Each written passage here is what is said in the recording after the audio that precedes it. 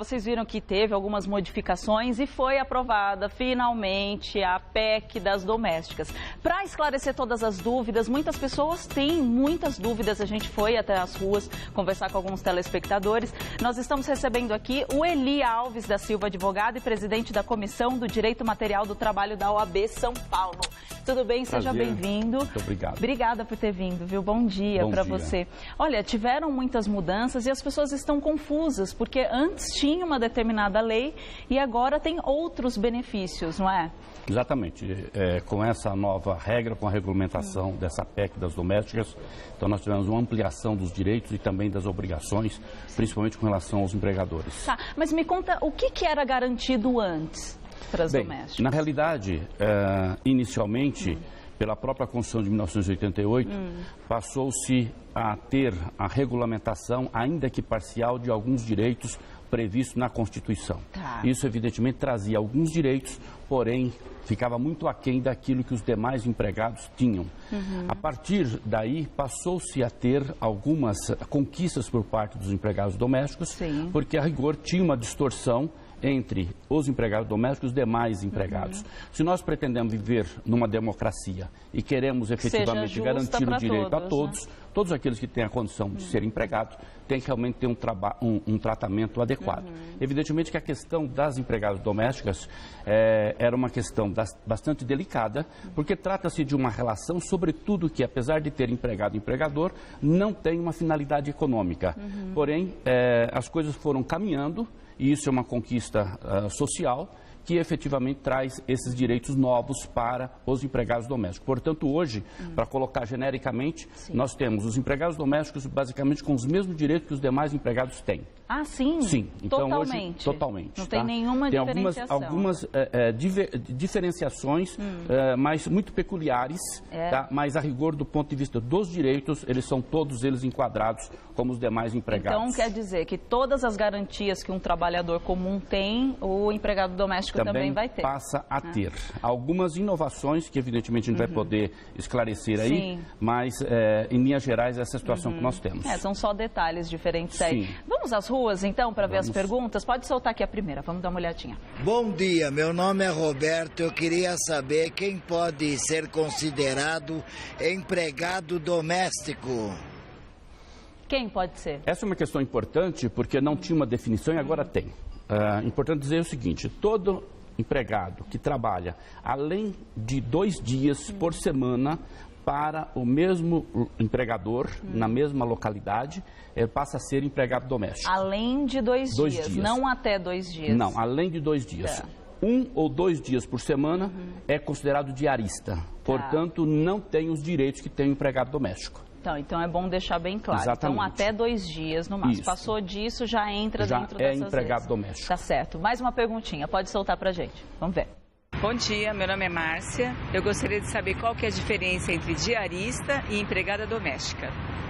A gente estava até falando praticamente já sobre está isso. respondido, mas para poder dar mais detalhes, na realidade é exatamente isso. A diarista, principalmente neste momento dessa acomodação dessa nova regulamentação, tem muitas empregadas domésticas que estão preferindo trabalhar como diarista, porque sobretudo em São Paulo, em função da escassez da mão de obra, acaba se ganhando mais por dia trabalhando como diarista. Então tem algumas que preferem estar trabalhando 1 ou 2 dias numa casa, a mesma situação em outra, e assim fica enquadrado como diarista e com isso ela passa a cobrar mais.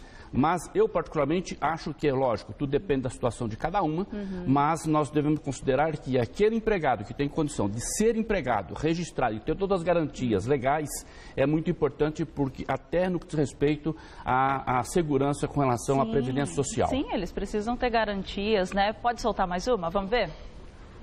Oi, bom dia, meu nome é Vera. Quero saber como será feita a comprovação das horas trabalhadas dos empregados domésticos. Boa pergunta, porque tem várias formas. Essa na realidade, é uma questão muito delicada em relação a esse controle, porque tem a empregada e o empregador dentro da residência.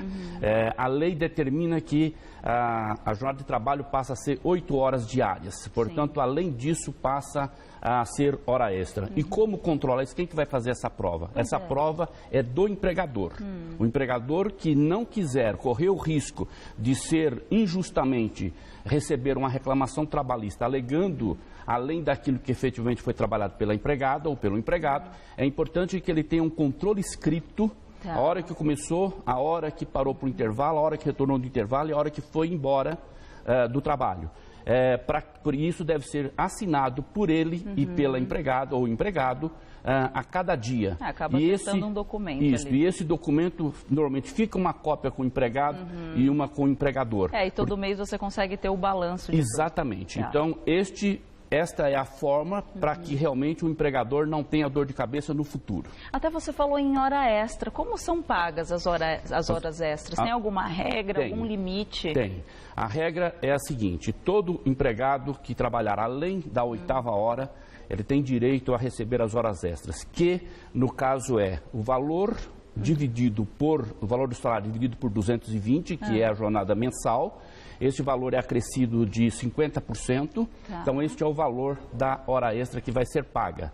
E este valor poderá eventualmente ser compensado se for numa escala durante um período de 1 ano, onde vai se fazendo um tipo de banco de horas, sendo que é necessário que as primeiras 40 horas desse suposto banco de horas paga em dinheiro. As primeiras 40 horas paga em dinheiro. E a partir daí pode ser compensado de acordo com a condição que tiver na própria residência. Com folgas, de repente. Exatamente. Tá certo. Essa é a compensação. Deixa eu ver mais uma pergunta. Solta aqui pra gente, vamos ver.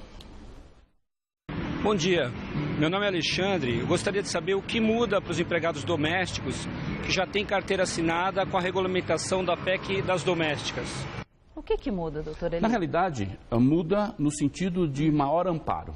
Ou seja, esses empregados passam a ter esses novos direitos, que, a exemplo das horas extras, fundo de garantia, o adicional noturno e, assim sucessivamente, é realmente um elenco bastante amplo de direitos. Portanto, muda nesse sentido do empregado ter mais direitos assegurados a ele. E, evidentemente, deve também mudar a responsabilidade dele na medida em que ele tem os direitos, ele também tem deveres e obrigações. Tá certo. Olha, muito obrigada pelos esclarecimentos. Eu queria fazer mais perguntas, porque as dúvidas são muitas, mas o nosso tempo é curto. Muito obrigada, doutor Eli. Eu que agradeço, prazer em vê-la. Tenha um bom dia. Tchau, tchau.